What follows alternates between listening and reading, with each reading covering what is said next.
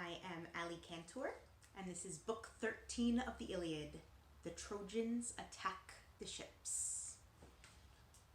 Thus Zeus brought Hector and the Trojans to the ships. Then he left the soldiers there to carry on their strife, their wretched, endless war. He turned his shining gaze away from them, looking far off into the distance at the land of the Thracian horsemen, Mysians, men who fight hand to hand, proud Hippomolgi, who drink mare's milk, to the most righteous men of all, the Abi. Zeus no longer turned his radiant eyes toward Troy, for in his heart he did not believe a single one of the immortal gods would move to give assistance to the Trojans or Danaans. But mighty earth-shaker Poseidon was keeping watch. High on the tallest crest of wooded Samothrace, he sat looking down upon the war going on. From that point, Mount Ida was clearly visible, Priam's city too, and the Achaean ships. He'd come up from the sea and seated himself there, pitying Achaeans as Trojans beat them back, and nursing a powerful anger against Zeus. Poseidon came down quickly from that rocky peak, moving swiftly on his feet. Mountain peaks and woods trembled under Poseidon's immortal stride. He took 3 paces. With the 4th he reached his goal, Agae, where a famous palace had been built of eternal gold and marble deep within the sea. Going inside, he harnessed to his chariot swift bronze-hooved horses with flowing golden manes. Dressed in gold, he took his well-made golden whip, climbed in the chariot, and set off across the waves. From the depths, sea creatures played around him everywhere, acknowledging their king. The joyful ocean parted. He sped on quickly, keeping the bronze axle dry. The prancing horses carried him to the Achaean ships. Halfway between Tenedos and rocky Imbros, a wide cavern sits deep within the sea. In that spot, earthquake shaker Poseidon reined in his horses, freed them from the chariot, and threw down ambrosia, food for them to eat. Around their feet he placed golden hobbles which they could not slip or break, so they'd remain secure there till their lord's return. Then Poseidon moved on to the Achaean camp. At that point, Trojans, like some fire or windstorm, marched behind Hector, son of Priam, in a mass, shouting and screaming with excitement, hoping to seize Achaean ships and kill the best men there. But Poseidon, who encircles and shakes the earth, roused the Argives once he moved up from the sea. Taking on the shape and tireless voice of Calchas, he first spoke to the Ajaxes, both keen to fight. "You, Ajaxes, you must save Achaean troops. Think of your fighting power, not cold flight. In other places I don't fear the Trojans, whose powerful arms have brought hordes of them across our wall. For well-armed Achaeans will check them all. But I fear them here, where we may experience disaster because of Hector, who leads their charge. He's like a man possessed, a blazing fire, as if he were a son of mighty Zeus.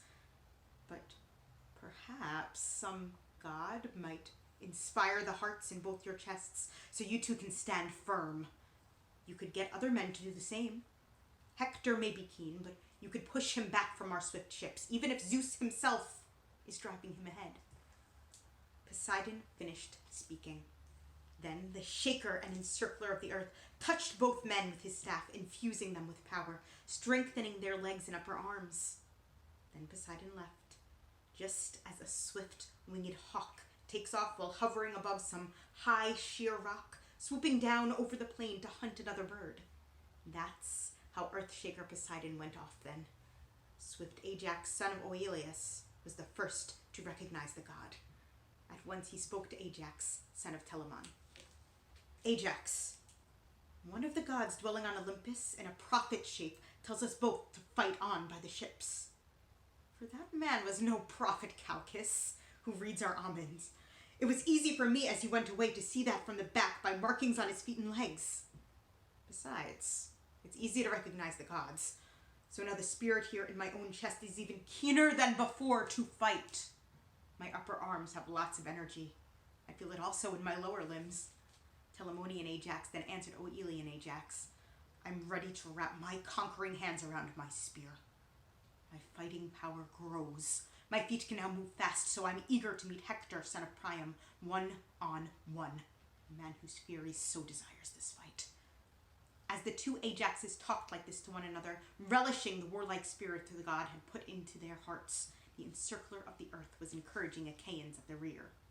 Those whose spirits were recovering by the swift ships, their limbs exhausted from their anguishing ordeals, their hearts weighed down with sorrow at the sight of Trojan soldiers coming over their great wall. When they saw that, their eyes shed tears. They thought they'd not escape destruction. Earthshaker Poseidon moved round with ease, bringing strength into the ranks. He moved first to encourage Taucer and Laetus, then brave Peneleus, Thoas, Theaprius, then Meriones, and Antilochus, both skilled in war shouts. He spoke to them. His words had wings. Shame on you, Argives, nothing but young boys. I'm counting on your strength to save our ships. If you're holding back in this grim fight, then now's the day the Trojans overcome us. Alas, what my eyes witness here astounds me. A dreadful thing I never thought would happen. Trojans moving up to our own ships, men who previously were shy like deer, which in the woods are prey to jackals, wolves, and leopards as they wander round alone and frightened with no will to fight. Before now, Trojans never wished to stand confronting the fierce fighting power of Achaean arms, not even for a moment. But now, far from their city, they fight here, right by our hollow ships. And the reason's this. Our leadership's been bad. Our army slack. For those who quarrel with our general won't protect our fast-moving ships from harm, and are so being cut down among them here. But even if wide-ruling Agamemnon, heroic son of Atreus, is to blame, if he really is the reason for all this, because he treated swift Achilles badly, in this battle we must hold back nothing. Let's fix all this, and quickly. In their hearts, fine men can change. It's bad if you restrain your fighting spirit any longer, especially you, the best of all our troops. Myself, I wouldn't argue with a man not keen to fight because he is a coward. But in you, my heart is disappointed. Friends, by this hanging back, you'll help to make an even worse disaster. Let each of you feel shame and indignation in his heart. A great battle has just started. Hector, skilled at war cries, is fighting by our ships. His force has smashed our gates, our longbolts too. By rousing men this way, Earthshaker Poseidon pushed Achaeans into action. Round both Ajax's soldiers made a stand and strongly held their ground. If Ares had come there, he would have approved of them, as would Athena, who inspires men in war. Those known for their great bravery did not back off. They fought Lord Hector and the Trojans spear for spear. Shield with layered shield in close packed formation, shields linked together and helmet touching helmet, troop shoulder to shoulder. As men moved their heads, horsehair crests on shining helmet ridges touched. That's how densely packed they stood in that formation. Their strong hands held the spears out so they overlapped. Their minds were firm and fully ready for the fight. The Trojans came on in a mass, led by Hector, always charging forward like a rolling boulder, which some river in a winter flood dislodges from a cliff beside its banks, its great flood eroding what supports that lethal stone. In its fall, it bounces, wood crash underneath it as it accelerates in a straight line, unimpeded. Then it hits the plain where, for all its impetus, its motion stops. That's how Hector threatened then to smash his way with ease down to the sea, to Achaea's huts and ships. But when he ran into the tight-packed lines of men, he came close but was held in check. Achaea's sons faced up to him with swords, with double-bladed spears, and pushed him back. Shaken, Hector had to give ground. He let out a piercing shout, calling to his Trojans. Trojans! Lycians, you Dardan spearmen, hold your place. Achaeans won't keep me back, not for long. Even though they've set themselves in a defensive wall, I think they will retreat before my spear if the greatest of the gods Hera's loud thundering mate inspires me. Saying this, Hector gave heart and spirit to each man. Deiphobus, son of Priam, moved out before them, full of ambitious hopes. Holding his round shield in front of him, he stepped lightly forward under cover of that shield. Then Meriones, after taking aim, threw his shining spear at him. He didn't miss. He struck that round leather shield, but the spear did not break through. Before it could, it snapped off at the socket. Then Deiphobus, his heart afraid of warlike Meriones' spear, held his leather shield at arm's length away from him. But Meriones had withdrawn into the group of his companions, upset at his double loss, the victory and the spear which had just shattered. He set off for the Achaean huts and ships to fetch another spear he had left inside his hut. The others kept on fighting. The din was constant. The first to kill a man was Teucer, son of Telamon. He slew Imbrius, a spearman, son of Mentor, who owned many horses. He lived in Pedaeum before Achaea's sons arrived, then married one of Priam's bastard daughters, Medescatast. When the curved ships of the Danaans came to Troy, he went back. The people there thought much of him. He lived with Priam, who honored him as well, as if he were his child. But the son of Telamon, with a long spear thrust, hit Imbrius below the ear. Teucer pulled the weapons back. Imbrius collapsed. Just as an ash tree growing on a mountaintop, visible from every side, is chopped down by bronze, its foliage crashing to the ground, that's how he fell. His armor, finely decorated bronze, rang out, reverberating round him. Teucer then jumped out, eager to strip away his armor. But as he charged, Hector threw a shining spear at him.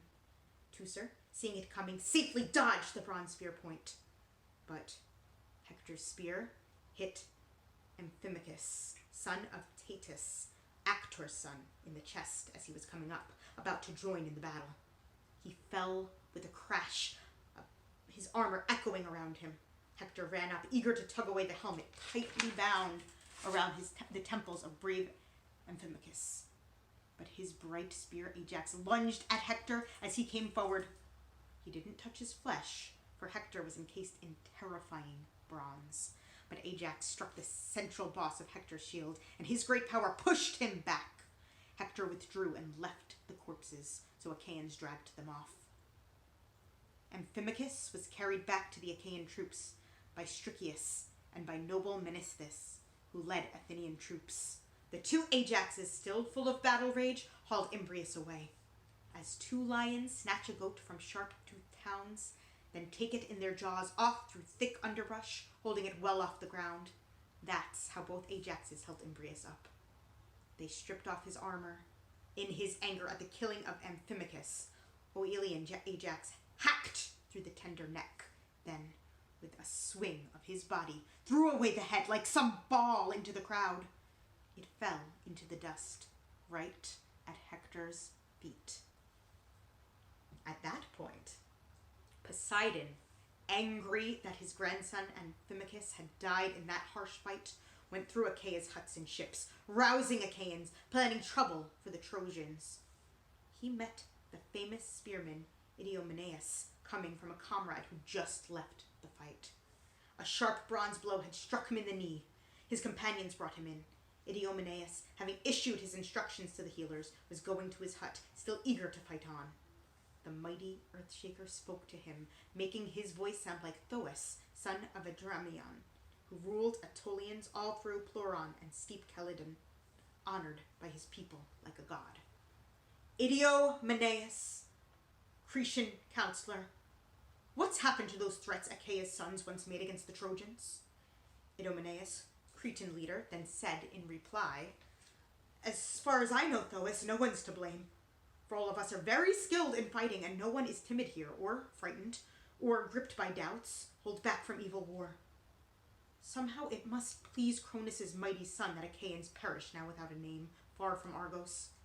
But Thoas, in times past, you were a man who always stood his ground and encouraged other men to do the same. If you saw someone shirking, don't stop now. Issue your instructions to each man. Earthshaker Poseidon then replied, Idomeneus May the man who will not fight today and willingly never return from Troy. May he become a toy for dogs to play with. But get your armor and then come with me. If we're to work well, we must work together, although we're only two. For courage of the highest sort comes when men combine, even among men with very little, and we two know how to battle with the best.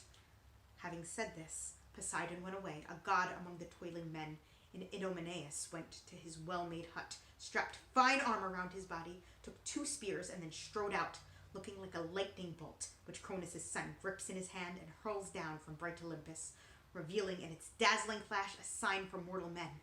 That's how, as he moved, bronze glinted on his chest. Meriones, his brave attendant, met him close by the hut. He'd come in search of a bronze spear.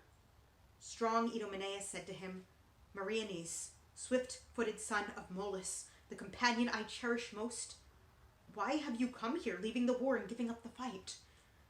Have you been hurt? Or wounded by a spear? Are you in pain? Or have you come with news? I don't want to stay here in my hut. I want to fight. Wise Meriones then replied, Idomeneus, counselor of bronze-armed Cretans, I've come to get a spear if by any chance there's one left in your huts. The one I had shattered in pieces when I hit the shield of that arrogant fighter Deiphobus. To this, Idomeneus, Cretan leader, then replied, Spears! As many as you want! In my hut 21 stand against the sunny wall. The Trojan spears I take from warriors I kill. I never think of fighting hostile troops from far away. That's why I've got their brightly shining spears and embossed shields, with helmets too, and body armor. Wise Meriones then answered Idomeneus, in my hut too, and in my black ship, there's tons of Trojan loot. But it's not close, too inconvenient. For I can claim I don't neglect my fighting prowess. Whenever battles start, I stand and fight with men in front, in those encounters where men win glory. Other Achaeans might not know my fighting quality, but you, I think you've seen it for yourself. Idomeneus, leader of the Cretans, answered Meriones, I know your courage. Why talk that way? If by the ships right now we were naming the best men for an ambush, where one sees a warrior's courage most conspicuously, where cowards and brave men truly show themselves, for a coward's color always changes. The man's so nervous he just can't sit still, shifting around, resting first on one foot, then another, heart pounding in his chest, his mind preoccupied with thoughts of death, and his teeth keep chattering in his mouth, while a brave man's color never changes. He feels no great fear as he takes his place in the group selected for the ambush. No, he prays the killing will soon start. In such a scene, no one could challenge you, or fault your battle rage or strong arms. For if in the middle of the fighting some flying weapon hit you or you were stabbed, that weapon would not strike your neck or body in the back. No, you'd be hit in front, in chest or stomach as you charged ahead, getting your joy from fighting at the front. But let's not chat about this any longer, standing here as if we were young children. That could make some people very angry. Go in my hut. Get yourself a heavy spear. Idomeneus finished. Then Meriones, like swift Ares, quickly took a bronze spear from the hut. Filled with an urge to fight, he went with Idomeneus, just as man-killing Ares set off to battle, accompanied by his son Terror, just as strong, as fearless, who makes any man afraid, no matter how courageous he may be. The two of them, setting out from Thrace, having armed themselves to fight Erythrians or brave Philippians, giving glory to one of them without listening to either side. That's how Meriones and Idomeneus, leaders of men, set off to battle, fully armed in glittering bronze. Meriones was the first to speak. Son of Deucalion, where do you think we should rejoin the fight? On the right side of the whole army? In the middle or the left? To my mind, this last place is the one where long-haired Achaeans stand in most need. Cretan leader Idomeneus answered Meriones. In the middle, there are other men to shore up the troops. The 2 Ajaxes, Teucer too, the best Achaean archer, good in hand-to-hand combat as well.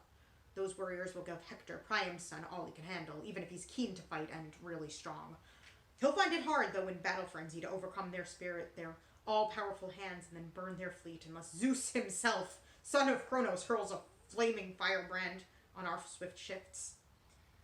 That son of Telamon, the great Ajax, will not yield to any mortal man who eats Demeter's grain, who can be smashed by massive rocks or bronze. He'd not give way in a stand-up fight, not even to Achilles, who destroys ranks of men and is so fast in running, no one can beat Achilles. No. We should move toward the army's left, as you say. Find out as soon as possible if we'll win glory or give it to another. Idomeneus spoke.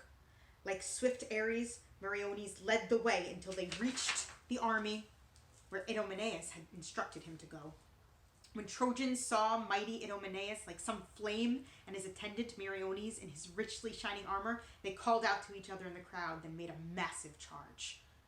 By the ship's sterns, both sides met in frantic battle. Just as keen winds sometimes whip up gusts of air when dirt lies heavy on the roads and stir up all the dust into huge clouds, that's how this fight gathered momentum then. In the crowd, men's hearts were set to slaughter one another with sharp bronze. That man-destroying combat bristled with long spears, gripped by men to hack each other's flesh apart. As troops moved up tightly butchered, men's eyes went blind in the blaze of glittering bronze, glaring helmets, finely polished body armor, gleaming shields. It would take a hard man to find joy in the sight of all that suffering and show no trace of sorrow. Then 2 mighty sons of Kronos at cross purposes made painful trouble for those mortal warriors. Zeus wanted victory for Hector and his Trojans to give swift Achilles glory. Not that he wished Achaea's army to be totally destroyed in front of Troy, but he did want to honor Thetis and her great-hearted son as well, Achilles. But Poseidon moved around among the Argives, urging action, coming out in secret from the sea, angry that Trojans were destroying Achaeans and incensed at Zeus. Both gods had a common father, the same family too, but Zeus was older and more wise. So Poseidon avoided giving any overt help. He did his work in secret through the army, in human form, urging men to fight. So these two looped the cords of powerful war and deadly strife around both contending armies, and pulled them taut, a knot no one could undo or slip away from, a knot that broke the limbs of many fighting men. Idomeneus, though old enough to have gray hair, called out to the Danaans and then charged the Trojans, driving them away. He killed Othryoneus, a man from Cambesius, who now lived in Troy. He'd come recently responding to the news of war and asked to marry Cassandra, most beautiful of Priam's daughters, without paying a bride price. Instead, he promised a great action. He would drive Achaea's sons from Troy. Old Priam had agreed, promising to give her to him. Othryoneus, trusting the king's promises, went off to fight. Aiming his shining spear at him, Idomeneus threw. The spear struck him as he was striding forward. The bronze breastplate he was wearing did not help him. The spear lodged in his gut. He fell down with a crash. Then Idomeneus cried out in triumph, "Othryoneus, of all mortal men, I'd consider you the happiest if you'd accomplished all those things you'd promised Dardan Priam, so he'd give you his daughter.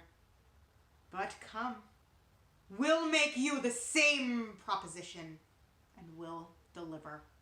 We'll give you the loveliest of Agamemnon's daughters. Bring her here from Argos so you can wed her if you, for your part, will join us to destroy the well-built city of Iliad. So let's go. We can arrange the marriage contract by our seaworthy ships. We'll be generous about your marriage price." As he said this, warrior Idomeneus dragged him by the feet through lines of fighting men. But Asius then stepped up to guard Othryoneus. He was on foot, going before his horses, which his charioteer kept so close they breathed on Asius' shoulders. He had set his heart on hitting Idomeneus, but Idomeneus was too quick for him. He hit Asius with a spear below his chin, forcing the bronze straight through his neck. Asius fell. Just as a mountain oak, poplar, or tall pine falls, cut down by working men with freshly sharpened axes to make timbers for some ship. That's how Asius lay, stretched out there before his chariot and horses, gagging, his fingers clawing at the bloody dust. His charioteer, scared out of whatever wits he had, did not think of wheeling round the horses to escape his enemy's hands. Taking aim, bold Antilochus speared him in the stomach. The bronze breastplate he wore was no protection.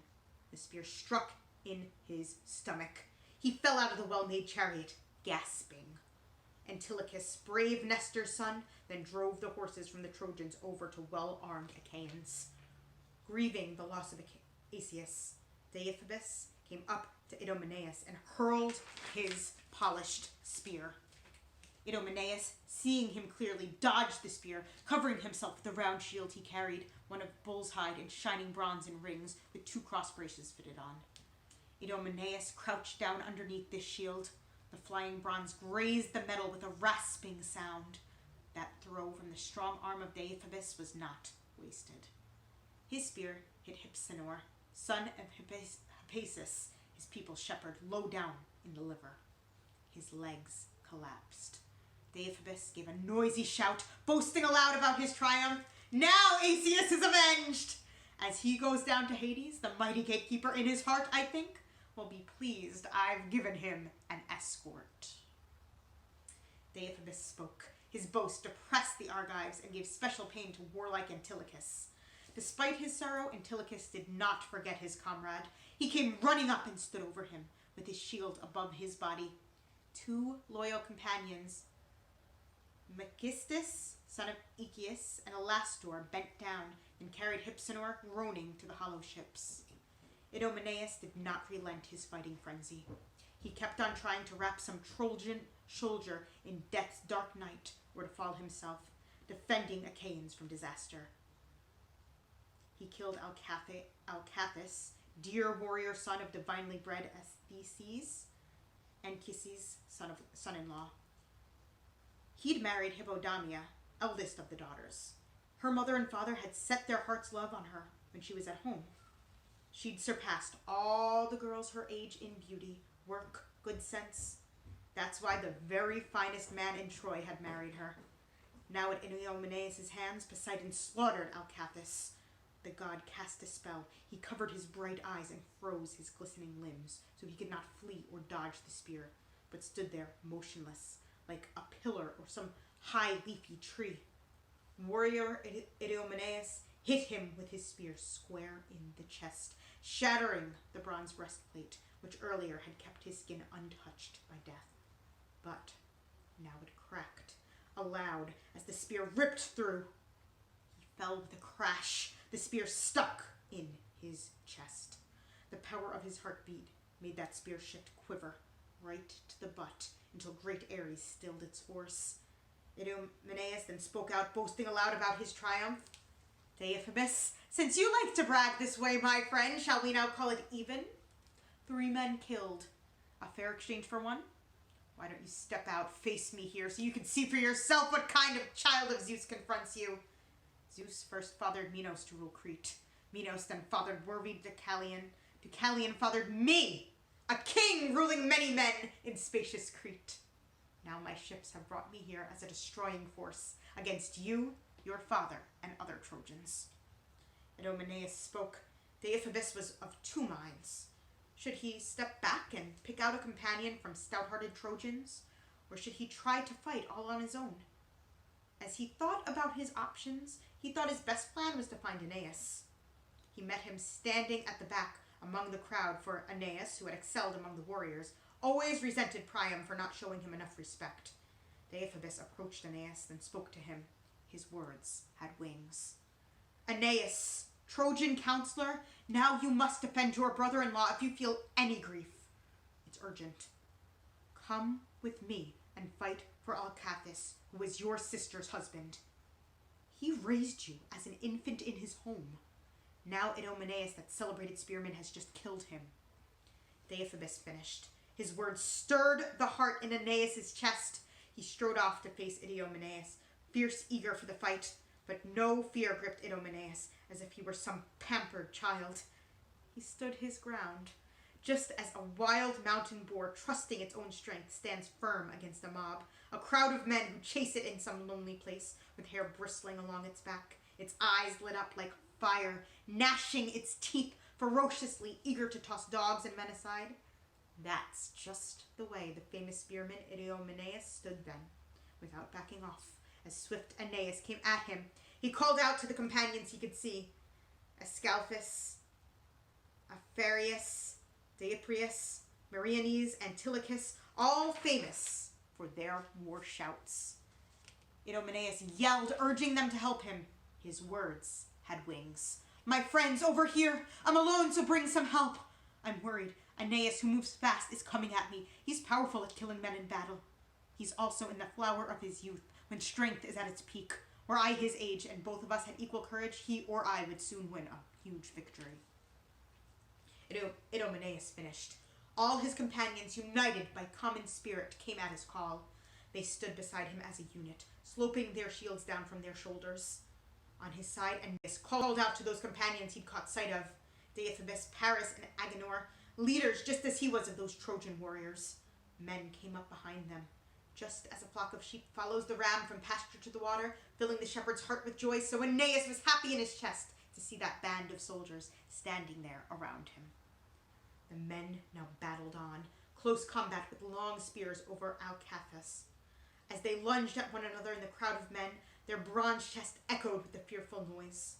Two men stood out above the rest for bravery, Aeneas and Idomeneus, equals of Ares, striving to slash each other's flesh with ruthless blondes. First Aeneas threw a spear at Idomeneus, who, seeing it coming, eluded the bronze spear, which then impaled itself in the earth, still quivering. It had flown from that strong hand, but missed its target. Then Idomeneus struck Onomus in the stomach, smashing the front plate on his body armor. His bowels spilled out as he dropped in the dust and clutched the dirt. Idomeneus yanked his long spear out of the corpse, but he could not strip away any of the lovely armor on its shoulders, for he was being attacked with flying weapons. His lower limbs were no longer fast enough for him to charge in quickly after his own spear or dodge aside. He could keep grim death at bay in pitched battle, but that is all his legs could do, as they were too slow for him to run away from combat. As Idomeneus retreated step by step, Deiphobus tried to hit him with a shining spear. He had always hated Idomeneus, but he missed, hitting Ascalaphus instead, a son of Ares. The heavy spear passed straight through his shoulder. He collapsed in the dust, hands clawing at the ground. Loud-voiced, mighty Ares was not yet aware his own son had fallen in the killing zone. He sat on the highest part of Mount Olympus, under golden clouds, confined by Zeus's will, along with the rest of the immortal gods, forbidden to participate in warfare. The close fighting over Ascalaphus continued. Deiphobus stripped off the corpse's shining helmet, but Meriones, like swift Ares, jumped out and speared him in the arm. The plumed helmet, with a clang, fell on the ground. Like a vulture, Meriones leapt out again, pulled the heavy spear out of his upper arm, then moved back to his group. But Deiphobus, blood brother Polites, with both arms round his waist, hauled him from the fight until he came to his swift horses in the rear. They were standing there, waiting for him, with charioteer and finely decorated chariot. These took him away back to the city, tired out, moaning heavily, blood dripping from his wounded arm. The rest kept fighting, with no let-up in the noise. Then Aeneas went at Apharius, son of Kantor, as he was facing him. His sharp spear hit his throat. Apharius' head snapped back, his shield and helmet fell down on him, and death, which takes the living spirit, gathered him in. Antilochus kept watching Thuon. As he turned, he rushed up and stabbed him, severing the vein which runs the full length of the back up to the neck. Antilochus slashed through this vein. Thuon fell, stretching his arms up from the dust, reaching to his friends. Antilochus jumped on him and began to strip the armor on his shoulders, but he kept his eyes alert, for he was surrounded with Trojan men on every side, thrusting their spear at his broad, shining spear. But their ruthless bronze could not scratch the tender skin behind that shield, for Earthshaker Poseidon was guarding Nestor's son, even in that hail of spears. So Antilochus never moved far from his enemies. He kept going, ranging around among them. His spear never stopped, always in motion, quivering, his eager heart keen to throw that spear at someone or attack him. As Antilochus went through that crowd of men, he was observed by Adamas, son of Asius, who charged close in. His sharp bronze spear struck the middle of his shield. But dark-haired Poseidon, unwilling to concede Antilochus's life, made the spear point fail. So part of it got stuck in Antilochus's shield, like the charred end of a stick, and half fell on the ground. Adamas then withdrew, returning to the group of his companions, avoiding death. But Meriones went after him as he moved back and hit him underneath the navel, in the scrotum, the most agonizing way for men to perish miserably in battle. When that spear struck Adamas, he doubled up, bent down over the spear, writhing like a bull which farmers in the mountains bind with willow shoots and drag along by force against the creature's will. That's how Adamas, once hit, twitched there for a while, but not for long. Warlike Meriones, running up, pulled out his spear, then darkness covered up his eyes. At close quarters, Helenus then hit Deiopreus, striking his helmet with a massive Thracian sword, knocking it off so it fell to earth and rolled away among the soldiers' feet. Some Achaean picked it up. Deiopreus' eyes grew cloudy, and darkness took him. Atreus' son Menelaus, skilled at war shouts, was overcome with grief. He stepped up, threatening and waving a sharp spear at warrior Helenus. Helenus pulled back on the center of his bow. They both let fly together, one with a sharp spear, the other with an arrow from his bowstring. Priam's son hit Menelaus with his arrow on the front plate of his armor in the chest. The keen arrow bounded off, just as black beans or peas fly off a broad shovel on the large threshing floors, driven by the sharp wind or winnower's strength. That's how his arrow point glanced off the breastplate, then flew aside, away from glorious Menelaus. When Atreus' son Menelaus, skilled at war shouts, threw his spear, he hit Helenus in the hand, the one which held the finely polished bow. The bronze sliced through his hand into the bow. Helenus drew back into the group of his companions, escaping death. He let his hand hang by his side, dragging the ash spear behind him, till brave Agenor pulled it out. Agenor then bound up his hand in a strip of twisted sheep's wool and made a sling, which his attendant carried for him, his people's shepherd. Then Pisander made straight for glorious Menelaus, but an evil fate was leading him toward his death, destroyed at your hands, Menelaus, in lethal war. When the two men had approached each other, standing at close range, Menelaus threw, but missed. His spear point was deflected.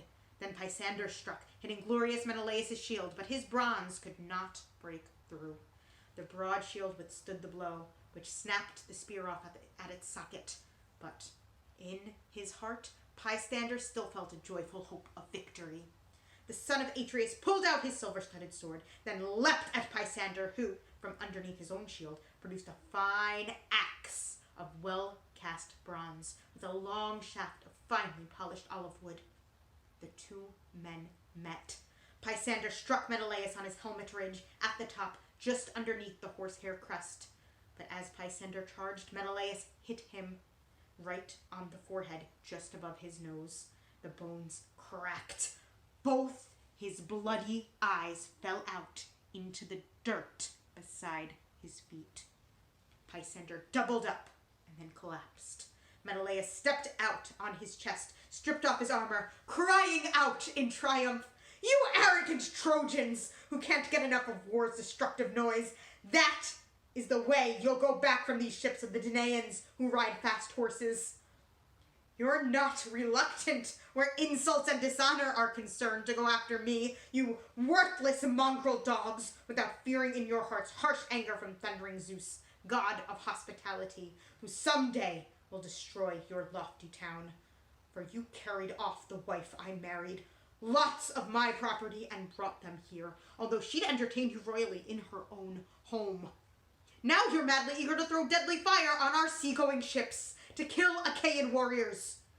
But you'll be stopped, no matter how much you now want to fight. Oh, Father Zeus, people say for wisdom you exceed all others, men and gods alike. Yet all this comes from you, the way you show favors to these insolent men, these Trojans whose aggressive spirit has no limit, who can never get enough of battle, though they are not winning in an equal fight. To all things there is a limit set. To sleep to love, sweet songs, and gorgeous dancing. A man would rather have his fill of those, not war. But Trojans here are gluttonous for a fight.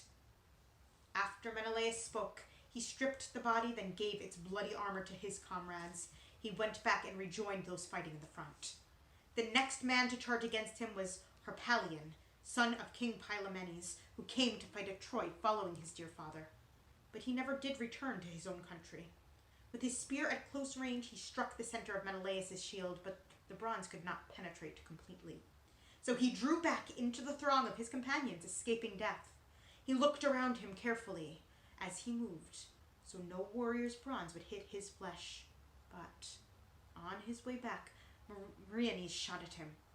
The bronze-tipped arrow hit his right buttock, pushing underneath the bone, going right into the bladder.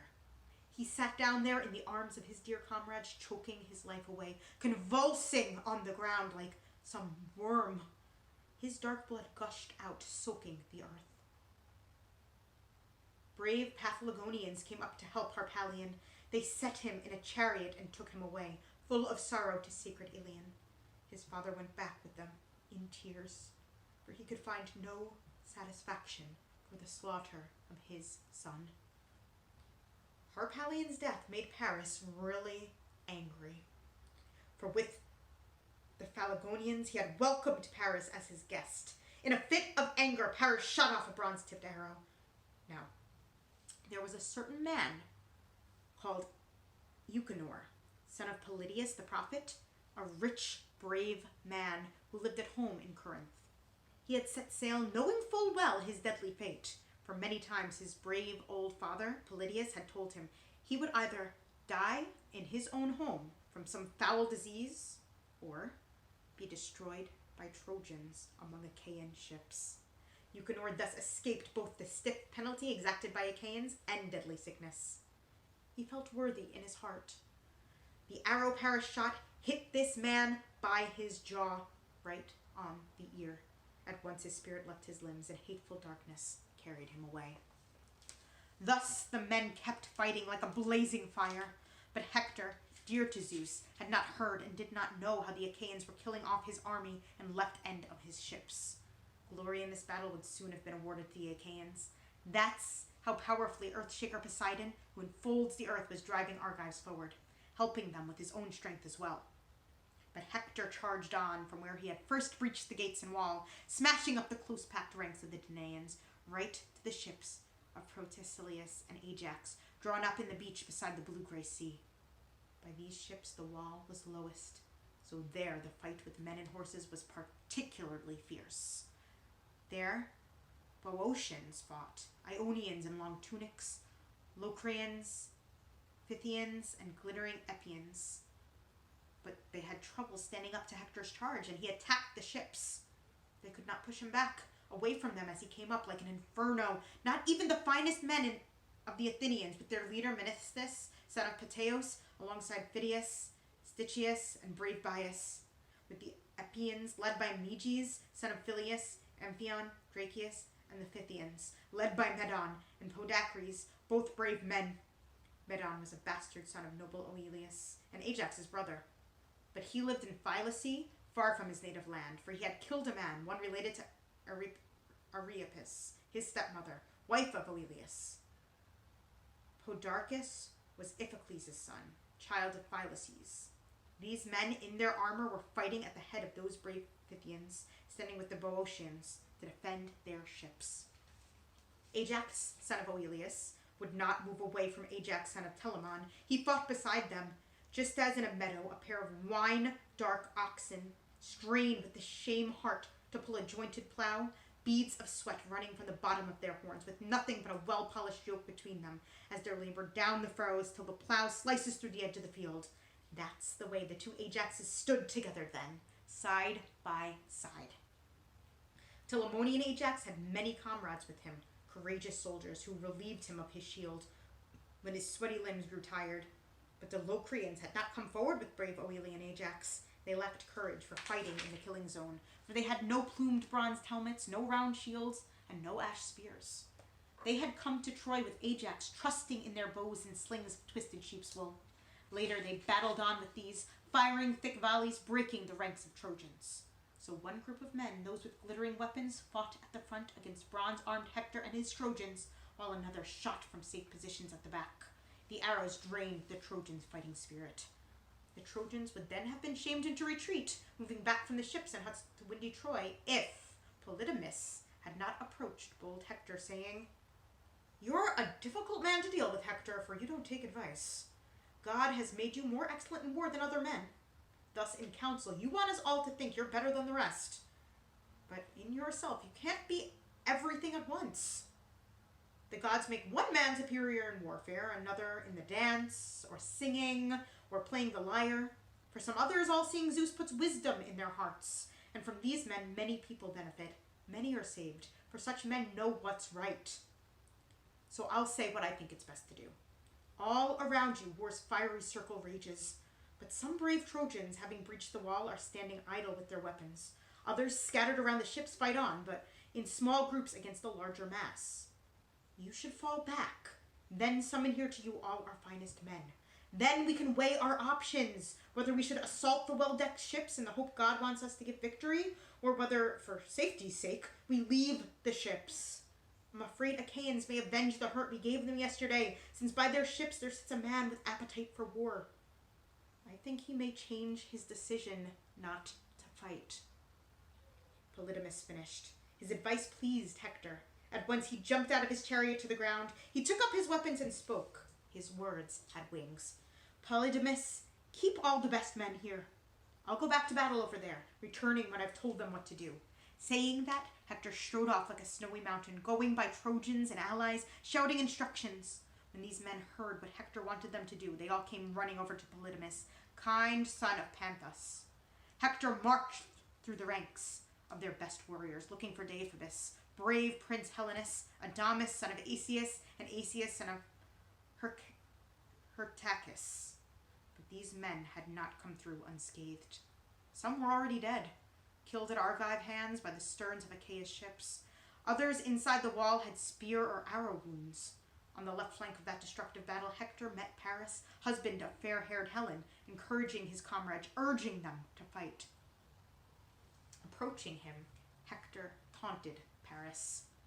"You may be the best-looking man around, but you're a useless woman-mad seducer. Where are Deiphobus, brave Prince Helenus, Adamas, son of Asius, and Asius, son of Hyrtacus? Where's Othyrioneus? Tell me that.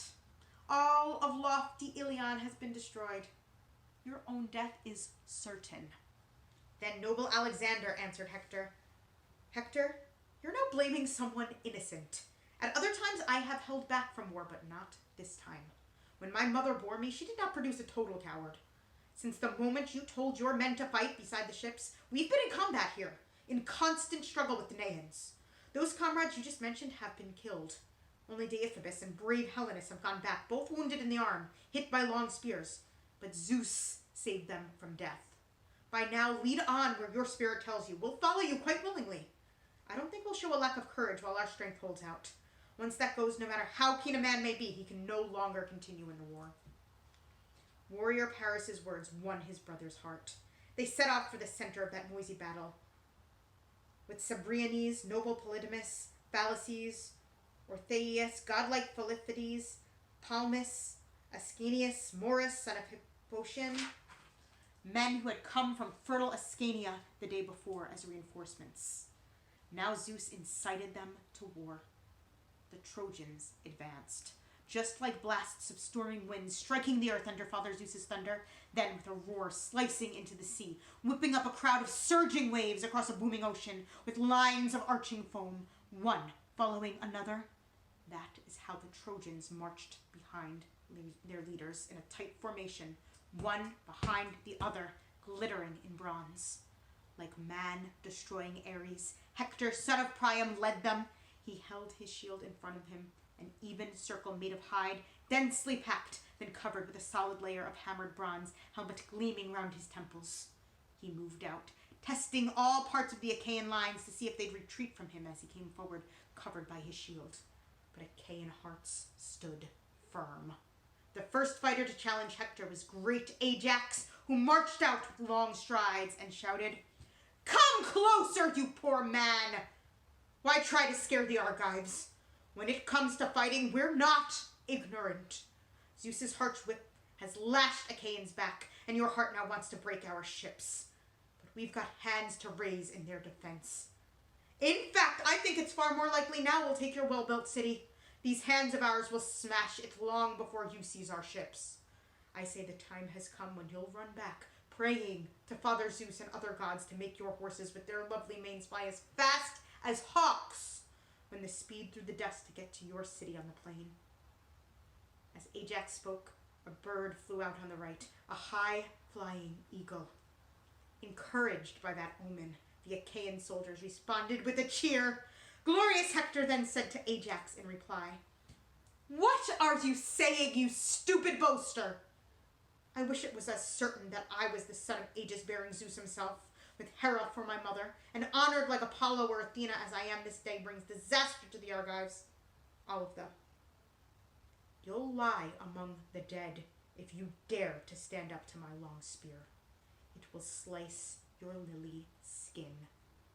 Then, once you fall down there beside Achaea's ships, Trojan dogs and birds will feed upon your flesh and fat." Then he advanced. The troops moved up behind him, making a huge din, even from soldiers at the back. On the other side, the Argives raised a shout. They had not lost their courage. They had held their line against the finest Trojans launching their attack. The noise from both sides went up into bright Zeus's sky. That was book 13 of the Iliad. Thank you for listening. See you next time.